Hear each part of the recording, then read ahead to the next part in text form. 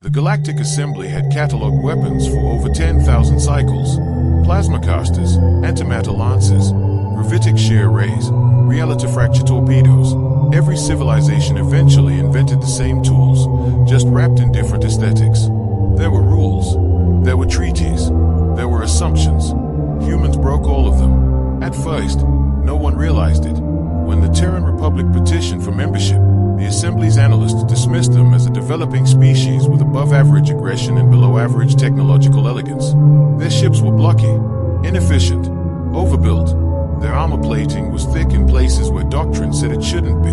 Their weapons lacked refinement, but humans had a habit of using things wrong. Commander Raalketh of the Virex Dominion learned this lesson during the first contact incident, though incident was later reclassified as a catastrophic misinterpretation.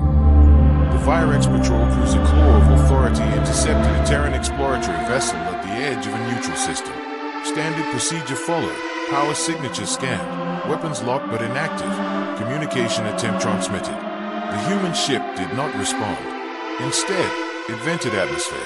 Panels blew free from its hull, tumbling into space in slow, glittering arcs. The Virex tactical crew relaxed. A damaged vessel, possibly derelict. Then the debris accelerated. Not under engine power. No thrusters. No energy signatures. Just mass. The human ship had altered its vector slightly, barely noticeable, but enough. The drifting hull plates, titanium composite, dense and irregular, slammed into the Claw of Authority at relativistic speed. The first impact tore through the outer sensor array. The second ruptured a shield node. The third punched clean through a habitation ring. Alarm screamed. Raalketh stared at the display in disbelief. What weapon system is that? The tactical officer clicked his mandibles in confusion. No weapon detected. It appears they removed parts of their own ship and threw them at us. That is not a weapon, Raalketh snapped. The human ship fired its engines then, not toward escape, but directly toward the cruiser. Collision course, someone shouted. Raalketh laughed, sharp and incredulous. They will destroy themselves. The human ship clipped the cruiser's flank, not head-on, shearing antennae, tearing armor, dumping momentum. The Terran vessel spun away, engines flaring erratically, hull scarred but intact. The Claw of Authority lost power to 3 decks and vented atmosphere from 2 more. The human ship went off into jump space. No shots fired. No declared weapons used. The Assembly ruled the event an anomaly. Humans called it using what we had. The anomaly became a pattern. During the SCAF border war, human Marines fought alongside Allied forces against the crystalline SCAF collective. The SCAF were immune to most directed energy weapons. Their bodies refracted and dispersed coherent beams. Allies adapted slowly. Humans adapted instantly. When rifles failed, humans used rifles as clubs. When ammunition ran dry, they used empty magazines as blunt instruments. When armor cracked, they took the broken shards and stabbed with them. SCAF warriors reported being attacked with rocks. Actual rocks, picked up from the battlefield and hurled with lethal accuracy. One SCAF unit was wiped out by a human squad using pressurized fire extinguishers, detonated not by design, but by forcefully smashing them against crystalline bodies until they ruptured violently. The after-action report included a line that baffled every non-human reader. Note, humans appear to classify environment as equipment. Captain Elena Morris, when questioned, shrugged. If it's solid, heavy, sharp, hot, or moving, she said, it's usable. The real fear came later. During the siege of Cairo Station, the station's primary reactor was sabotaged. Evacuation was impossible. Power was failing. Weapons were offline. The defenders waited for slaughter. The humans did not. They rerouted power from life support gravity plating, increasing gravity in selected corridors until attackers were crushed under their own weight. They depressurized sections deliberately, using explosive decompression to fling boarding parties into space. They overheated bulkheads, turning walls into burning surfaces that cooked anything touching them. When asked how they learned these tactics, the human engineer replied honestly, "We didn't. We just asked what happens if we stop using things the way they are meant to be used." The phrase spread, "Everything is a weapon to a human." The Assembly began revising doctrine. Too late. The final lesson came during the Voidfall crisis. An ancient extragalactic entity entered known space, massive, intelligent, and immune to conventional attack. It consumed energy, absorbed matter, and adapted instantly to weapons used against it. Civilizations panicked. Fleets fired everything they had. The entity grew stronger. The humans arrived last. They did not fire. They maneuvered. Human ships surrounded the entity at extreme range, forming a loose, irregular net. No weapons charged. No shields raised. The assembly demanded explanation. Admiral Jonah Reyes answered calmly, "We're not attacking it. We're setting the table." Human ships began dumping cargo. Asteroids, scrap, decommissioned stations, dead ships, entire mined-out moons nudged from orbit. Mass, momentum, trajectory. The entity absorbed the first wave and slowed. It consumed the second, and its structure destabilized. Then the humans triggered gravity wells. Not weapons, navigation tools, tugs. Old engines repurposed. The collected mass collapsed inward, not explosively, but inexorably. The entity tried to adapt. It could not adapt to being buried, crushed, pinned beneath the weight of a system's worth of debris. The humans did not kill it with fire or energy or force. They killed it with inevitability. Afterward, an assembly historian asked Admiral Reyes a final question. "Why are humans so dangerous?" Reyes thought for a moment. "Because we don't see weapons," he said. "We see options. And when we run out of options, we make new ones." The assembly updated its records one last time. Humanity, extreme threat classification. Reason, they do not need weapons. They only need something to use. And in a universe built on rules that made humans the most terrifying force of all. The mistake the galaxy made was believing the story had ended. Peace followed the Voidfall crisis, but it was not the kind written in treaties. It was the quiet that comes after predators learn exactly where the claws are. Humanity did not expand aggressively. They did not conquer. They traded. They negotiated. They smiled too easily. That, more than anything, unsettled the assembly. Because humans kept changing things. Civilian freighters were redesigned with reinforced prows for safety. Mining vessels carried excessive mass for stability. Research stations were built with redundant gravity controls for comfort. Every human explanation sounded reasonable. Every human design looked harmless. Until it wasn't. The second warning came during a joint training exercise. A simulated engagement. Non-lethal parameters. Strict rules of engagement. The human fleet lost every ship in the first 5 minutes. Observers relaxed. Then the exercise monitors began lighting up red. Human escape pods, unarmed, powerless, insignificant, were drifting through the battle space. No threat signatures. No propulsion. The Allied fleet ignored them. That was when the pods detonated their emergency fuel reserves. Not explosively. Directionally. The shockwaves were weak individually, but timed. Sequenced. Each blast moved the next pod, transferring momentum, adjusting vectors. A swarm of debris accelerated. Escape pods became kinetic missiles. Training cruisers lost sensors, then shields, then hull integrity. The simulation was terminated early. The human commander apologized. "We assumed you'd shoot the pods," she said. "Our mistake." The assembly did not laugh. They ran probability models instead. Every model ended the same way. If humans were present, the environment itself became hostile. Gravity was no longer neutral. Atmosphere was no longer safe. Distance was no longer protection. Time was no longer an advantage. One analyst summarized it best. Other species bring weapons to war. Humans bring creativity. That creativity reached its apex during the collapse of the Iron Halo. The Iron Halo was a rogue megastructure, an ancient automated defense ring left by a dead civilization. It encircled the star, firing indiscriminately at anything that approached. Nothing could penetrate it, so the humans didn't. They sent a single ship, an old one, unarmed, slow, broadcasting distress. The Halo fired. The ship didn't dodge. It vented water, millions of tons of it, frozen instantly in vacuum, spreading into a dense cloud. The Halo's targeting systems recalibrated, compensating for refraction, for mass, for interference. That recalibration took time. Milliseconds. Enough. The star's light, previously harmless, focused through the ice cloud, refracted, amplified, weaponized. The halo zone structure heated unevenly.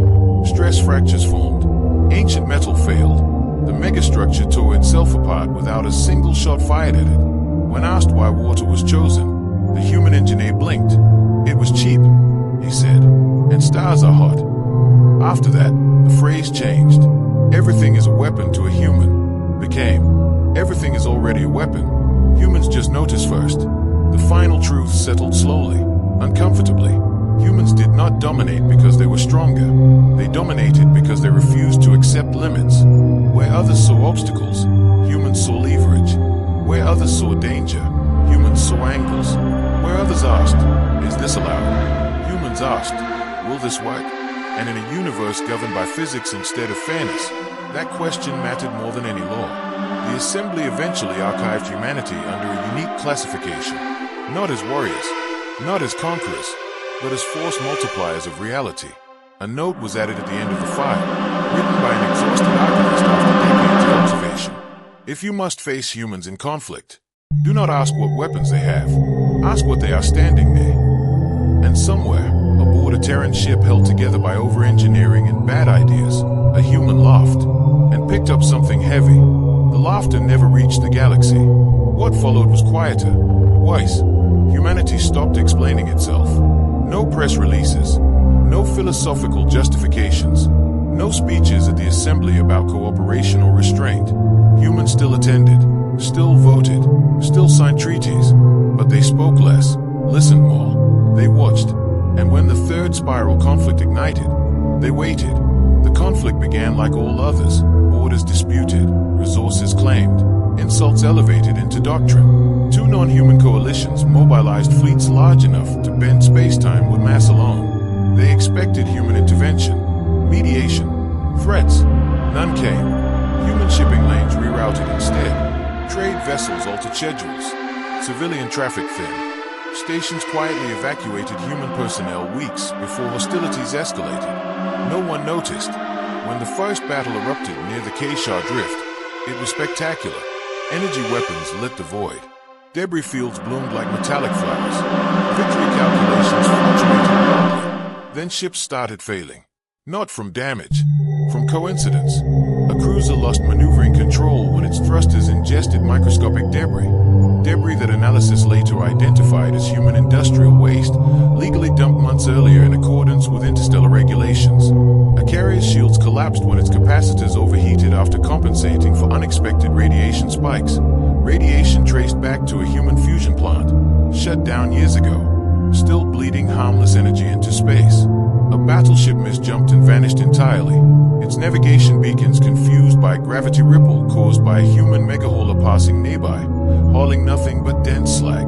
Nothing illegal, nothing hostile, nothing accidental. The coalitions accused humanity of sabotage. Human diplomats responded calmly. We didn't fire, we didn't interfere, we didn't violate treaty space. They were correct. That was the problem. A young assembly physicist finally voiced what others feared. Humans don't need to act during war, she said. They act before it. They shape the battlefield years in advance. The realization hit too late, because humans planned like predators who understood seasons. They seeded systems with mass. They left behind infrastructure designed to fail interestingly. They placed objects where gravity would eventually pull from somewhere inconvenient. They didn't build traps. They built inevitabilities. When the third spiral conflict ended, neither coalition could explain how they lost so many ships without decisive engagements. Fleet admirals were removed, doctrines rewritten, investigations launched. The investigations stalled, because nothing humans had done could be classified as an attack. One commander summarized it in bitter frustration. They didn't fight us. They let physics finish the job. The final, unspoken rule spread through military academies across the galaxy. Never fight humans where humans have been, because they leave fingerprints on reality itself.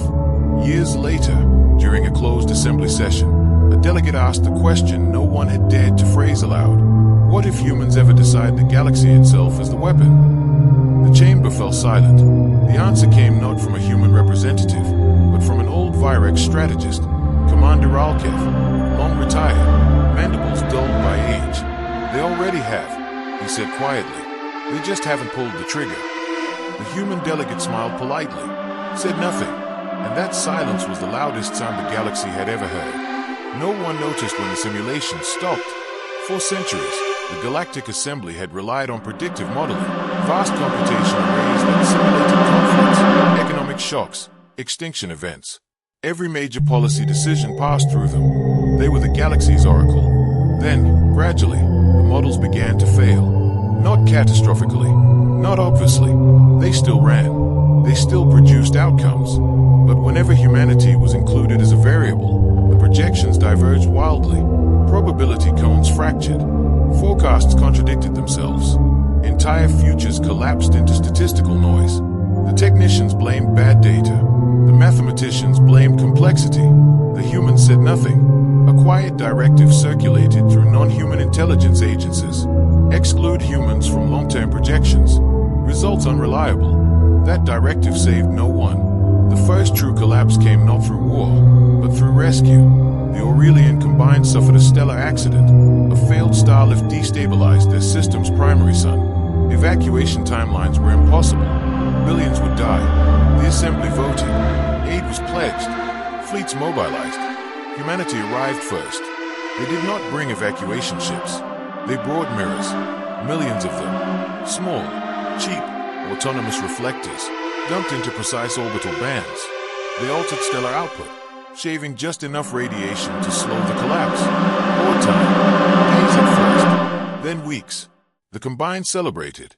Then the humans adjusted the mirrors again. Not to save the star, to move it, by redirecting asymmetrical radiation pressure. They nudged the sun, microscopically at first, altering its interaction with surrounding mass. The destabilization resolved itself as gravity redistributed. The star stabilized. The system lived. The Combine declared humanity saviors. The Assembly applauded. Then someone asked the wrong question. How long did it take you to design this? The human astrophysicist answered honestly. We didn't design it for this. It's an old logistics tool. We used it once to clear ice from shipping lanes. That answer spread faster than fear ever could, because it confirmed what many had begun to suspect. Human tools were not specialized. They were generalized. Humans didn't build weapons. They built systems that could become weapons, solutions, disasters, miracles, depending on intent and angle. Intent was the dangerous part. The next crisis erased any remaining doubt. A breakaway coalition attempted to blackmail the Assembly by threatening to detonate a captured singularity drive inside a populated system. Negotiations stalled. Deadlines loomed. Human diplomats requested a delay. They were granted 6 hours. In that time, no human ships approached the system. No weapons powered up. No troops mobilized. Instead, human civilian traffic spiked galaxy-wide. Cargo ships rerouted. Couriers altered paths. Mining operations adjusted schedules. Nothing near the threatened system. Everything elsewhere. The singularity drive detonated on schedule. Nothing happened. No explosion. No distortion. No gravitational catastrophe. The device had been starved. Human trade patterns had subtly altered mass distribution across multiple neighboring systems. Gravity wells shifted. Microcurrents of space-time adjusted just enough that the singularity collapsed inward instead of outward. It consumed itself. The blackmailer surrendered in confusion. When questioned, the human navigator offered a metaphor. If you want to stop a flood, she said, you don't punch the water. You change where the river flows. That was the moment the galaxy finally understood. Humans did not think tactically. They thought geologically. They did not win battles. They reshaped contexts until battles no longer made sense. The Assembly issued a final, classified advisory, restricted to senior leadership. Do not corner humanity. Do not threaten humanity. Do not force humanity to choose between morality and survival. They will choose survival, and they will use whatever exists to ensure it. In the centuries that followed, no war ever directly involved humans again.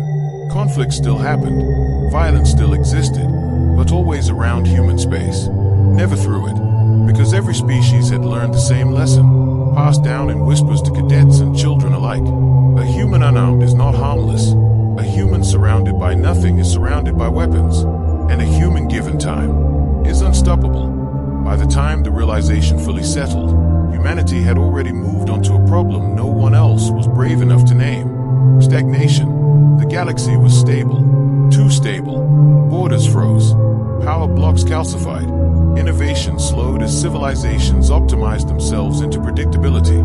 Wars ended quickly now, not because of diplomacy, but because escalation models all pointed to the same conclusion. Someone would invoke the humans indirectly, and no one could afford that. Humanity became a constant pressure on the system simply by existing. They were the unknown variable that made certainty impossible. And humans hated certainty, not openly, not ideologically, but in the quiet way a species that evolved on a death world hated stillness. On Earth, stability meant extinction. Ecosystems survived by change.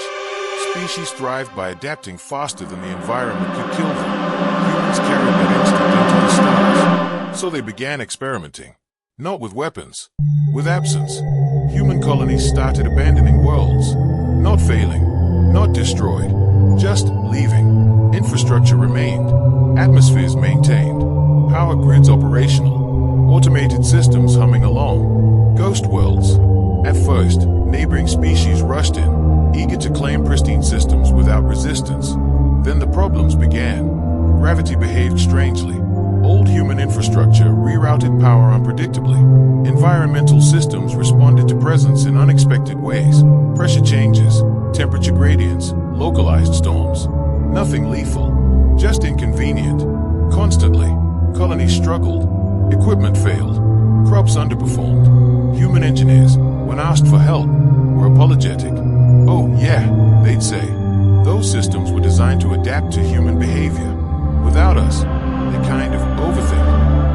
Overthink meant that the world itself treated newcomers as anomalies, not enemies, variables to be corrected.